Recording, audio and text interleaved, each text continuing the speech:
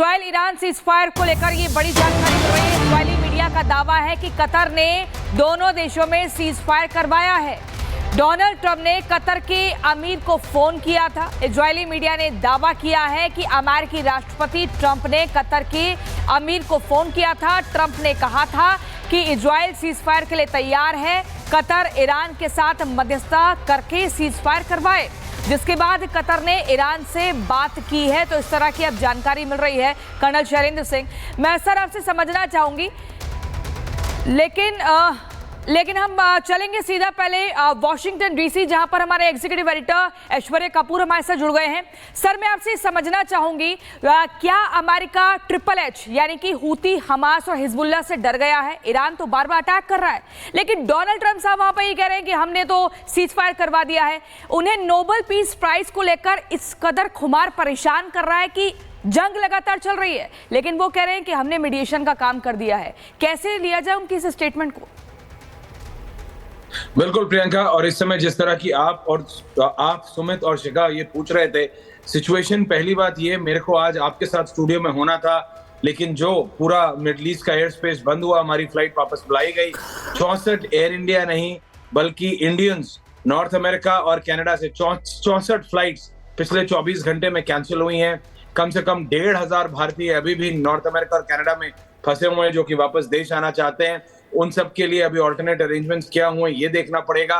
Secondly, हमको ये बात समझनी पड़ेगी, कल 24 घंटे पहले खबर आई कि ईरान के विदेश मंत्री मॉस्को पहुंचे हैं।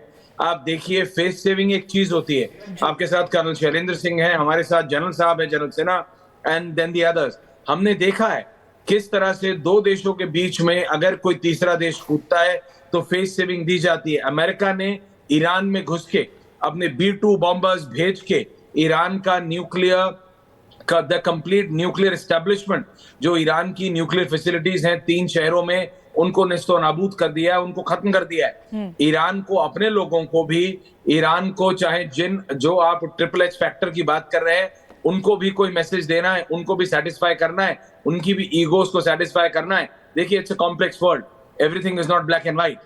और अगर डोनाल्ड ट्रंप ने, आपको याद होगा, डोनाल्ड ट्रंप को बहुत शौक है अपने मित्र इलॉन मस्क के जो प्लेटफॉर्म है एक्स पे आके बोलने का। उन्होंने बोल दिया करीबन 12 घंटे पहले अब से कि मैंने आके शांति करा दी है, ceasefire has been done.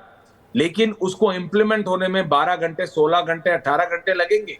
Cease fire होगा, लेकिन ईरान को भी एक मैसेज देना था अपने लोगों को, अपनी कॉन्स्टिट्यूएंसी को। उसके चलते आप बताइए, कतर को बता के कतर को मारा गया। कतर को बताया गया कि हम तुम्हारे अमेरिकन बेसिस पे मारेंगे, और मारा गया है। जैसे ही ये इंफॉर्मेशन आई, डोनाल्ड ट्रंप ने पिछले 5 या 7 मिनट के अंदर, प्रियंका, ये बोला कि America will not respond. Can you imagine that? American bases in Qatar have been targeted by Iran, और अमेरिका कह रहा है कि आई विल नॉट रिटेलिएट, क्योंकि अमेरिका को जो अचीव करना था, अमेरिका ने सो कॉल्ड अचीव कर लिया है। अमेरिका ने ईरान के न्यूक्लियर फैसिलिटीज को डिस्ट्रॉय कर दिया है। उनके न्यूक्लियर प्रोग्राम को अगर बिल्कुल खत्म नहीं तो 30 साल पहले ले गए।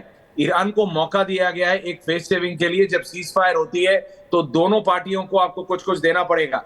America has achieved, Israel has achieved what they wanted. Iran को मौका दिया गया, okay you satisfy your constituency. और ये हमारे दर्शकों के लिए है, ईरान को दिया गया मौका कि आप हमारी 4 बेसिस पे अगर कर रहे हैं तो आप करिए, we will not respond, but that is it. ये जो आप देख रहे हैं अभी छोटे मोटे स्कर्मिश, 1 मिसाइल, 2 मिसाइल, 3 मिसाइल, अगर ये 12 घंटे बाद भी होती हैं, then it is a point of concern.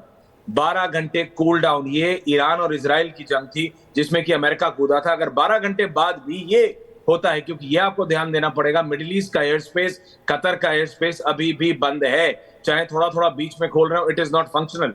12 घंटे दीजिए, 12 घंटे बाद भी अगर होता है, देन वी कैन टॉक कि cease fire is not working. लेकिन वो अमेरिका है, वो अमेरिका का राष्ट्रपति है जिसने ईरान में घुस के उसका न्यूक्लियर प्रोग्राम पिछले 40 सालों का खत्म कर दिया है। अगर वो आके बोल रहा है कि सीज फायर, और मैंने दोनों से बात की है, तो फेस सेविंग चल रही है, ग्रैंड स्टैंडिंग चल रही है, छाती को ठोक के बोला जा रहा है नहीं मैं नहीं करूंगा, तू कर, तू नहीं करूंगा मैं करूं।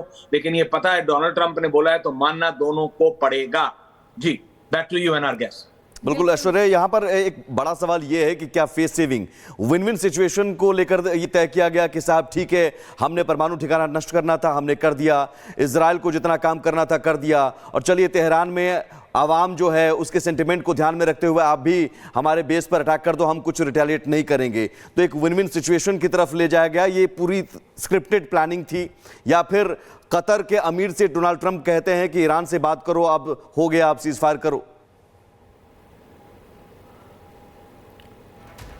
जी, अगर ये सवाल आप चैलेंज जी या फिर जनरल से लें तो जी थैंक यू। जी कर्नल साहब। जय हिंद, नमस्कार। देखिए, हर कंट्री के अपने अपने ऑब्जेक्टिव हैं। रीजनल ऑब्जेक्टिव हैं, पर्सनल ऑब्जेक्टिव हैं, इकोनॉमिक ऑब्जेक्टिव हैं, मिलिट्री ऑब्जेक्टिव हैं। अगर आप इस बात को देखें, यूएस का ऑब्जेक्टिव सिर्फ एक था, and that is Iran nuclear नहीं होना चाहिए।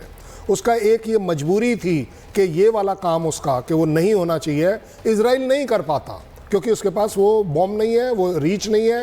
ये जो बैट विंगर्स हैं, that is the B-2 bombers, जिनको वो अपनी लैंग्वेज में बैट विंगर्स बोलते हैं, बैट विंगर्स जो हैं उसी के पास है, GBU बम उसी के पास है, और उसके बिना काम नहीं चलेगा। और उस कंट्री को, इजराइल को, यूएस और क्या दे सकता है? सो ऑब्जेक्टिव था सिर्फ वहां तक का काम। और इसी युद्ध में एक बड़ा खेल हो गया है जिसमें ट्रंप एक बार फिर से फेल हो गए हैं, क्योंकि ट्रंप लगातार ये दावा कर रहे थे कि हमने बैकडोर डिप्लोमेसी के तहत सीज फायर करवा दिया है, यानी कि संघर्ष विराम हो चुका है, युद्ध विराम हो चुका है। लेकिन उन्हीं दावों को ईरानी मीडिया ने सिरे से खारिज कर दिया है।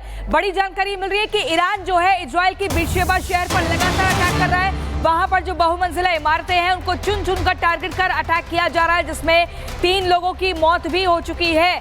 इजराइल के बेरशेबा में लगातार मिसाइली हमले हो रहे हैं। बैलिस्टिक मिसाइल से अटैक कर रहा है ईरान, तो कभी ड्रोन से अटैक कर रहा है। इजराइल के बेरशेबा में लगातार मिसाइल हमले में 3 लोगों की जिंदगियां खत्म हो चुकी है। ये खबर, ये जानकारी मिल रही है, और भारी नुकसान हुआ है। यहाँ पर जो इमारतें थी, बड़ी बड़ी बहुमंजिला इमारतें, वो मलबे में तब्दील हो चुकी है। इन तस्वीरों को जरा गौर से देखिए, कैसे आग का गोला आपको दिखेगा। बीरशेबा इजराइल का ये शहर है जहां पर ईरान का बैलिस्टिक मिसाइल से अटैक होता है। उस बैलिस्टिक मिसाइल के धमाके की आवाज भी आप सुन सकते हैं, ये भयंकर आवाज, और आग का गोला आपको दूर से दिख रहा होगा, जिसने वहां जितनी भी इमारतें थी उनको मलबे में तब्दील कर दिया है और सिरे से खारिज किया है ट्रंप के उस दावे को, जिसमें वो कह रहे थे कि हमने इजराइल और ईरान से बात कर ली है, मध्यस्थता हो चुकी है, अब ये यहां से युद्ध आगे नहीं बढ़ेगा। लेकिन ईरान जो है वो रुक नहीं रहा है, लगातार वो अटैक कर रहा है और अपना जो टारगेट किया हुआ था जिन जगहों को, उनको चुन चुन कर चिन्हित करके अटैक किया जा रहा है। और सीधे हमारे साथ गेस्ट जुड़े हुए हैं, डिफेंस एक्सपर्ट के सिन्हा सर हमारे साथ जुड़े हुए हैं। सर, इसको आप कैसे देखते हैं? देखिए, जो ट्रंप है वो लगातार ये दावे कर रहे हैं, उनके दावे ये पहली बार नहीं है, इससे पहले भी कर चुके हैं मध्यस्थता को लेकर, और अब भी सीज फायर की बात कह रहे हैं। लेकिन इधर ईरान जो है वो लगातार अटैकिंग मोड में है। Jai Hind and good morning to you. देखिए, जो आप देख रही हैं वेस्ट एशिया में, मिडल ईस्ट के ऊपर में जो चल रही हैं वो कार्रवाइयाँ, वो है, this is called manoeuvring of space, exit space, specially for any जो विजिलेंट है जिसके अंदर में वो थोड़ा दबा हुआ है, जो कमज़ोर पड़ गया है, उसको एग्जिट स्पेस देते हैं, तभी बातें बनती हैं। देखिए हो क्या रहा है, जो अमेरिकन आए थे यहाँ पर, वो इज़राइल के मदद के लिए आए थे, क्योंकि जो उनका मेन मिसाइल फैसिलिटी है फोर्डो, उसको वो शायद बर्बाद नहीं कर पाए, क्योंकि उनके पास वो कैपेबिलिटी नहीं थी। तो वो आए, उन्होंने थोड़ा एम+ भी किया। जब उन्होंने इस्फहान में गए, नताज में गए, तो उन्होंने एक तरह का अमेरिकन जो रिट्रीब्यूशन था, जो उनका एक कमिटमेंट था टू सपोर्ट इज़राइल, वो तो कर गए वो। उसके बाद अमेरिका को यदि अब एग्जिट करना है इससे, कि हम इससे ज़्यादा, वो कह गए कि हमारे तरफ से हमने अपना काम ख़त्म कर दिया और हम अब इससे निकलना चाहते हैं। तो एक पहलू वह है, देखिए अमेरिका को निकलने की पहलू मेरे ख्याल से इसमें मध्यस्थता शायद रशिया भी कर रहा है, एक फेस सेविंग एंड एक स्पेस देना। तो ईरान को स्पेस इस तरह कि आपने 10 मिसाइल फायर कर दिया Qatar is the very close to Iran, और उसको बता के कहता है कि हम आपके ऊपर में फायर डाल रहे हैं, और 10 फायर उनके अमेरिकन बेस पे आता है। वो कहते हैं कि हमारी सॉवरिन धरती पे नहीं आया। तो ईरान का कोई उन्होंने कहा कि अमेरिका इस रिटेलिएशन के बाद वो कहता है कि ठीक है, हम कुछ नहीं करेंगे, as far we are concern, जो आपका है इट हैज़ बीन सेटल्ड, हो गया हमारा ईरान के साथ। तो एक वो पॉलिसी है। यदि 12 घंटे के बाद यदि और किसी अमेरिकन बेसिस पे आता है तो ये कहीं टूटा है। This is what the commitment of Trump is. अब आइए इजराइल के ऊपर में आपने जैसा बताया कि एग्जैक्टली उनका 20वां जो जगह है जहां पर उनका हॉस्पिटल है, फिर उस पर अटैक आया है, 6 मिसाइल फायर हुई हैं जैसा कि इजराइल का कहना है, और उसमें से कुछ 3 लोग घायल हुए हैं। ये एक बड़ी चिंता का विषय है, इसलिए कि देखिए इजराइल अभी कहता है कि हमारा मेजर जो एम है, ओवरऑल एम हमने काफ़ी अचीव कर लिया है, मगर उसका सेकंड एम क्या है? एक तो न्यूक्लियर था और दूसरा है कि जो 30 लाख इन्होंने प्रक्षेपात जो सब मिसाइल्स हैं उसकी बनाने की एम है जो ईरान की, उसको तोड़ना है, और वो अभी तक नहीं कर पाए हैं। इट इज़ नॉट कंप्लीटेड, उसमें समय लगेगा पूरी फैसिलिटी को। और देखिए इजराइल भी नहीं छोड़ रहा है, ये बातचीत के दौरान ही उसने फायर किया है। तो अभी ईरान क्या कहता है, जब तक इजराइल नहीं बंद करेगा, जबकि वो काफ़ी मार खा चुका है, हम करेंगे। और ये सही है। यदि आप देखिएगा दोनों लड़ाइयाँ ऐसे ही होती हैं, कोई पीछे हट के ये नहीं दिखाता कि हम बैकफुट पर चले गए हैं, हमारी इतनी नुकसान हुई है। ईरान आज की जो एक्चुअल ग्राउंड रिपोर्ट है, जो असेसमेंट है कि उसकी काफ़ी डैमेज हुई है। न्यूक्लियर उसकी जो कैपेबिलिटी में 30 साल का 25 साल का धक्का लगा है।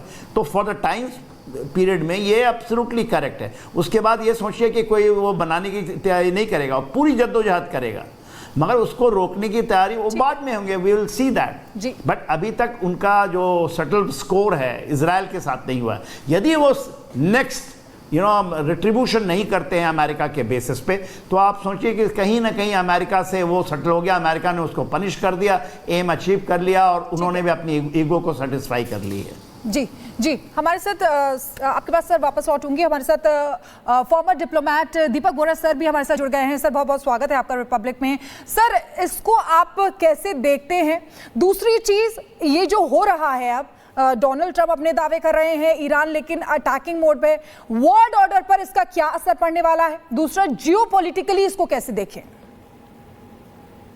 बहुत धन्यवाद मैम, बहुत अच्छा लग रहा है आपके चैनल पर सुबह सुबह। अभी जनरल सेना साहब जो बता रहे थे स्पॉट ऑन, वो कभी गलती नहीं करते हैं। He is very accurate in his assessment. मैं आपको कुछ बताना चाहता हूँ। जब 2 देशों के बीच में जंग होता है तो शांति आती है, या तो एक हार जाता है, बिल्कुल हाथ ऊपर खड़े कर देता है। Armenia Azerbaijan is the latest example. Azerbaijan ने ड्रोन टर्की के मार के आर्मीनिया, जहां मैं आपका राजदूत रहा हूं, जिस देश से बहुत मोहब्बत करता हूं, उसकी हालत खराब कर दी थी। दे सूड फॉर पीस। ये होती है मिलिट्री विक्ट्री।